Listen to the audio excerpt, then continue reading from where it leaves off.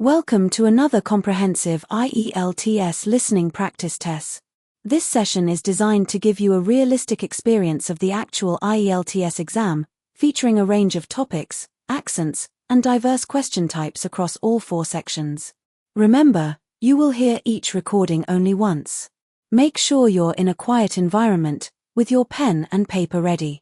You'll have time to read the questions before each section and a final 10 minutes at the end to transfer your answers. Let's begin with Section 1. You will hear a conversation between a student and a dormitory manager about a problem with her room. First, you have some time to look at questions 1 to 5.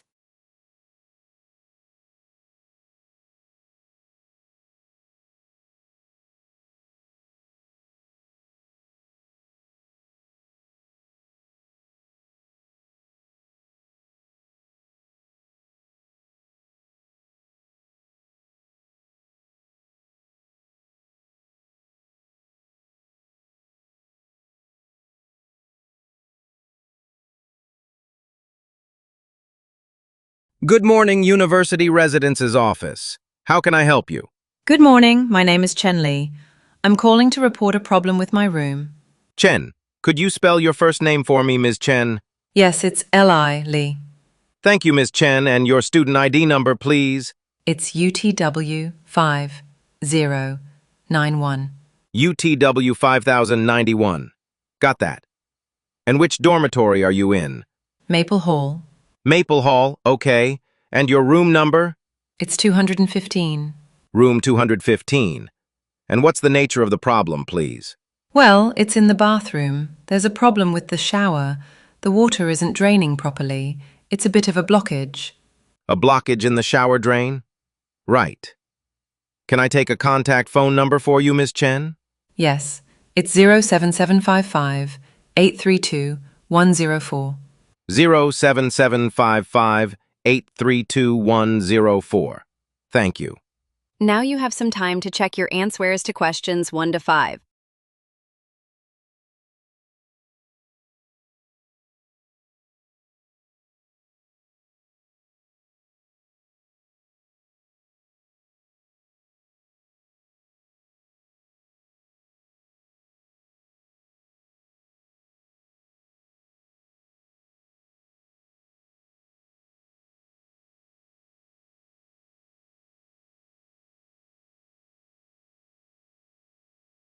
Now listen and answer questions 6 to 10.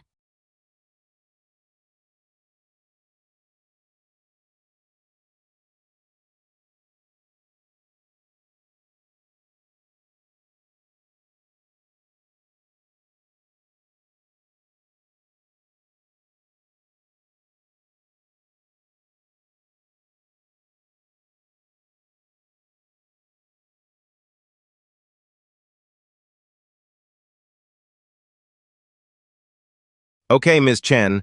We'll send someone from maintenance to take a look. They usually respond within 24 hours for non-emergency issues. Oh, I hope it's sooner. I'm worried about the water overflowing and causing damage to the floor. It's already quite wet in there. I understand your concern. Sometimes a simple solution works. Have you tried pouring a cup of boiling water down the drain? That sometimes clears minor blockages. No, I haven't tried that yet. I'll give it a go. Please do. If that doesn't work, then our team will definitely come. Just so you know, if you're not in your room when they arrive, they will leave a note to say they've been there and what they've done, or if they need to return. Okay, that's fine. And is there anything else I should know? Yes. For this type of issue, we recommend using a specific cleaning product. You can collect a special solution from the reception desk. It's very effective for drains. A special solution? All right.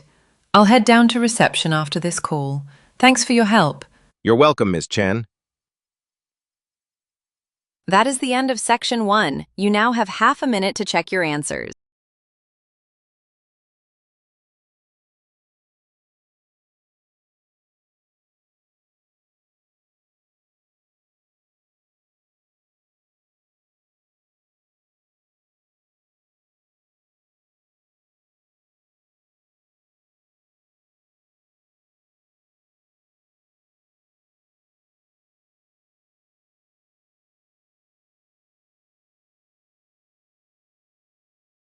Now turn to Section 2. You will hear a guide talking to a group of visitors about a new exhibition at a local art gallery. First, you have some time to look at questions 11 to 15.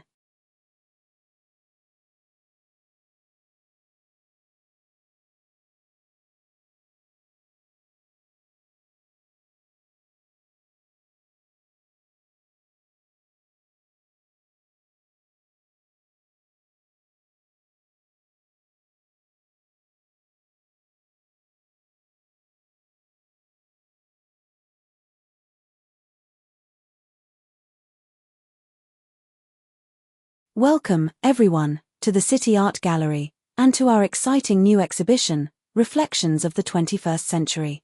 This exhibition showcases the diverse talents of 5 contemporary artists, each offering a unique perspective on modern life. Let's start with Clara Davies. Her collection focuses on human subjects, capturing emotion and character with incredible detail.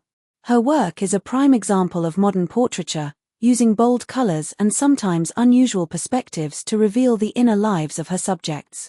Next, we have Robert Finch. Robert is renowned for his sweeping oil paintings that depict vast natural spaces, from mountain ranges to serene coastlines. His pieces truly fall into the category of modern landscape painting, though he often adds elements of fantasy to his natural scenes. Then there's Emily Stone. Emily's work is strikingly different. She uses large canvases filled with spontaneous, energetic brushstrokes, with no recognizable objects or figures. Her art is a classic representation of abstract expressionism, conveying emotion purely through form and color. Moving on to David Lee. David's contribution to the exhibition is also in the realm of landscape, but with a distinct urban twist.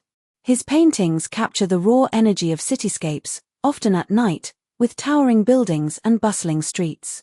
So, here's another example of modern landscape painting, but with a very specific focus on the built environment. Finally, we have Sarah Adams. Sarah's pieces are a vibrant explosion of color and texture. She works with mixed media, creating large, non-representational works that invite interpretation rather than direct identification. Her unique style places her firmly in the abstract expressionism category. Now you have some time to check your answers.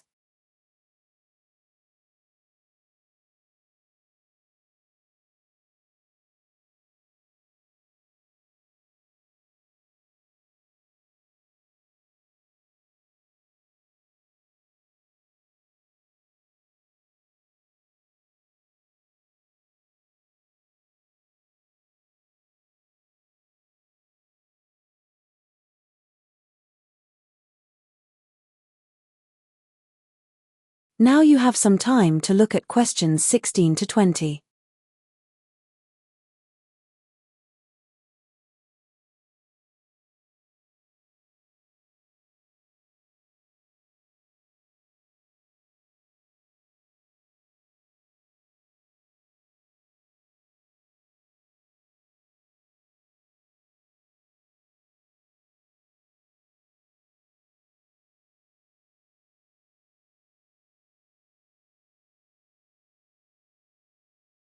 The exhibition officially opened at the beginning of July and will run for 2 full months, so it will be closing at the end of August. That gives you plenty of time to visit, and even revisit, if you wish. We have a few special events scheduled during the exhibition's run. Next Tuesday, for example, we're hosting a unique artists workshop with Emily Stone, where she'll demonstrate some of her techniques and answer questions. Spaces are limited, so please book in advance at reception if you're interested.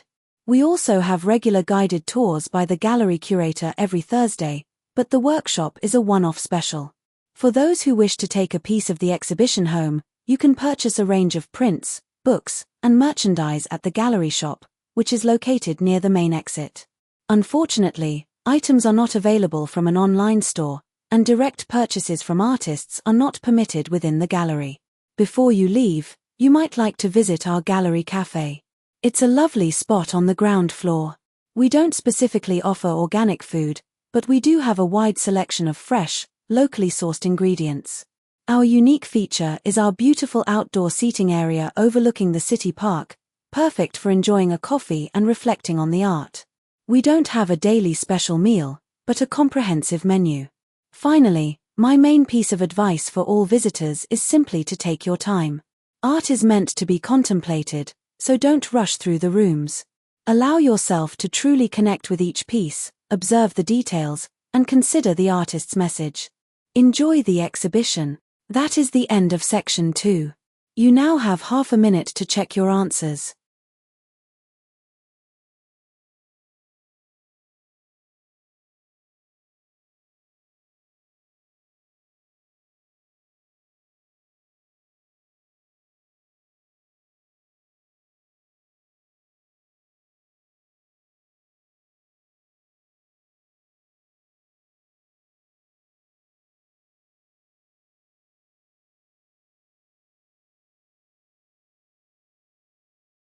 Now turn to section 3. You will hear two university students, Chloe and Mark, discussing a research project on renewable energy sources.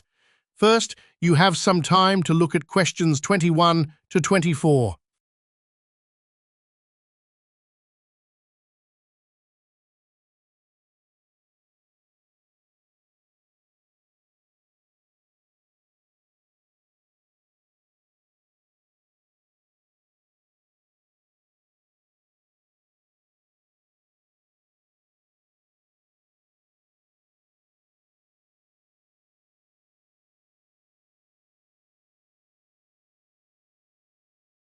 Hi, Mark. Ready to talk about our renewable energy project. We need to finalize which sources we're going to focus on. Hi, Chloe. Yes, I've been doing some reading. I think we definitely need to include solar power. It's probably the most well-known and widely discussed. I agree. Solar is a must. What about wind power? It's also quite prominent.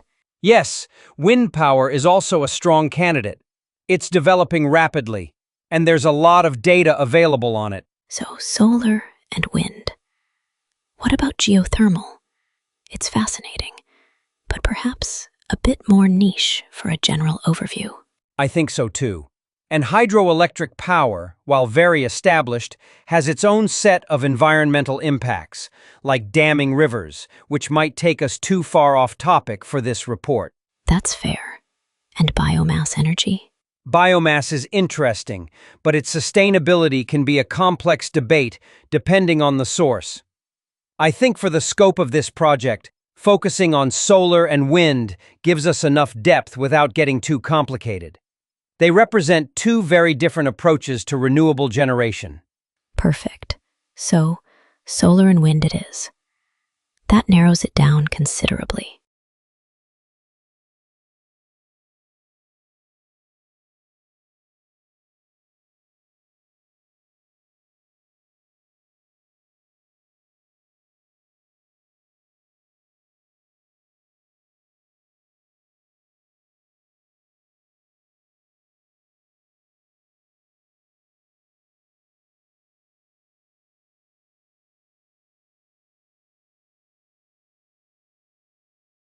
Now you have some time to check your look at questions 35 to 40.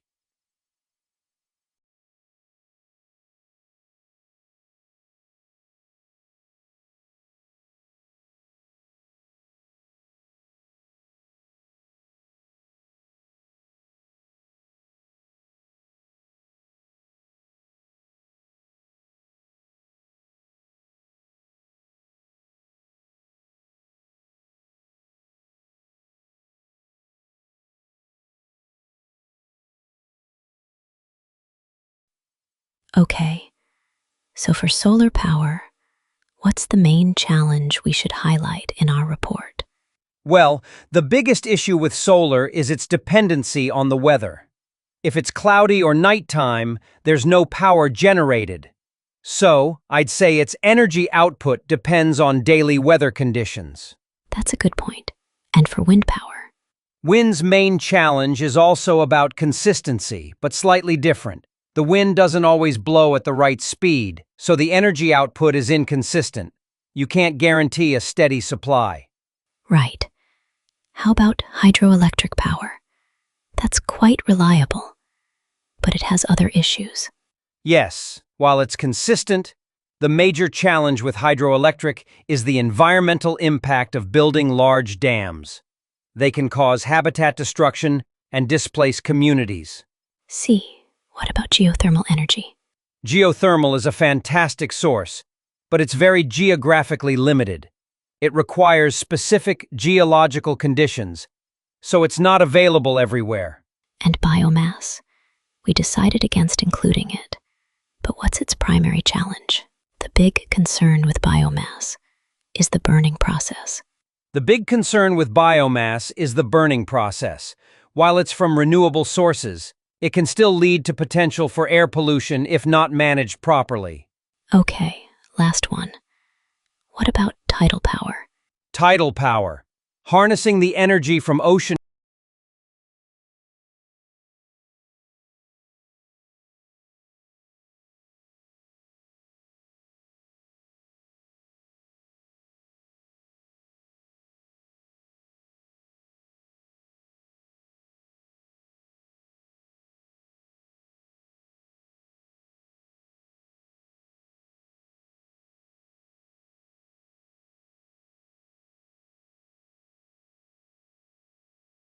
Now turn to Section 4.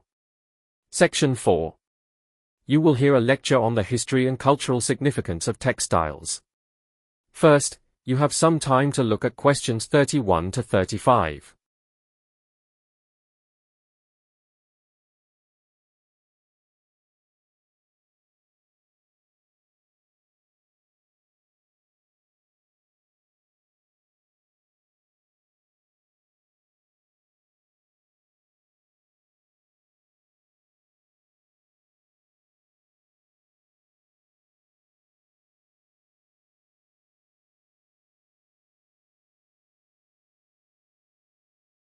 Good morning, everyone. Today, we're going to explore the fascinating world of textiles, not just as fabrics, but as objects deeply woven into human history, culture, and economy. From the earliest human civilizations, textiles have played an indispensable role. Evidence of early textile production, such as woven fragments and tools, dates back to the Stone Age. Initially, they served fundamental purposes, providing clothing for warmth, materials for shelter, and basic containers for carrying goods. The development of textile production was a monumental step in human technological advancement. Innovations like the spinning wheel and various types of looms transformed raw fibers into usable threads and fabrics. Early textiles were made exclusively from natural fibers. Common examples include cotton, derived from plants, wool, from sheep, linen, from flax plants, and silk, a luxurious fiber produced by silkworms. Beyond mere utility, textiles quickly acquired profound cultural and social significance.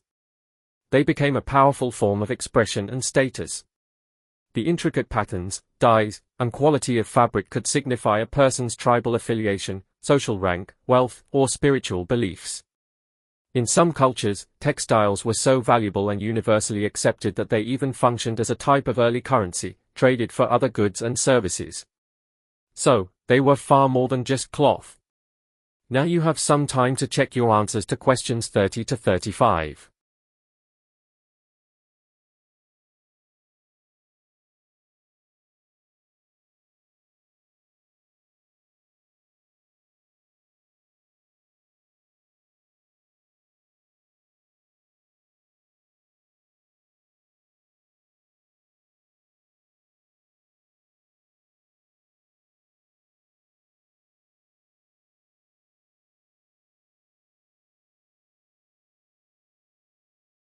Now you have some time to look at questions 36 to 40.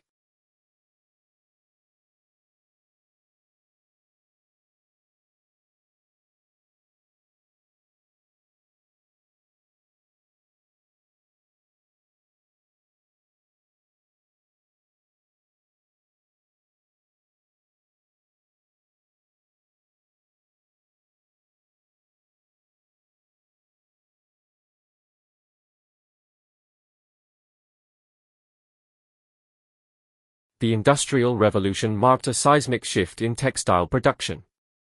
The invention of power looms and automated machinery led to mass production, making textiles far more affordable and accessible to the general population. While this democratized clothing, it also brought significant social changes, including the rise of factory systems and new working conditions. The 20th century witnessed another revolution with the creation of synthetic fibers. Nylon, polyester, and rayon transformed the industry, offering new properties like durability, water resistance, and crease-free qualities. These materials greatly expanded the range of textile applications, from sportswear to industrial uses. Looking at today and the future, there's a growing and exciting field of smart textiles. These are fabrics engineered to respond to external stimuli, for example, fabrics that can monitor your health by tracking heart rate and temperature, or textiles that can change color or texture in response to light or heat. Imagine clothing that adapts to the weather.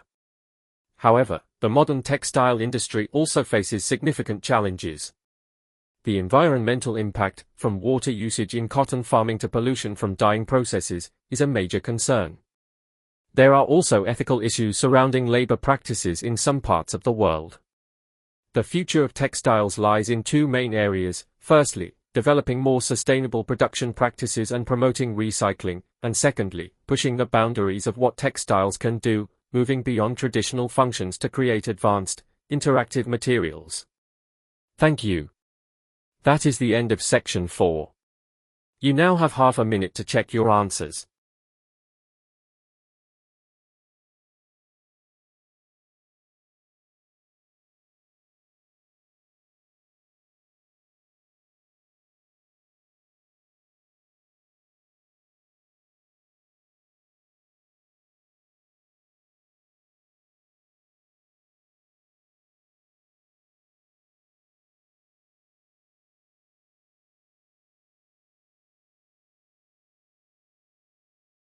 That is the end of the listening test.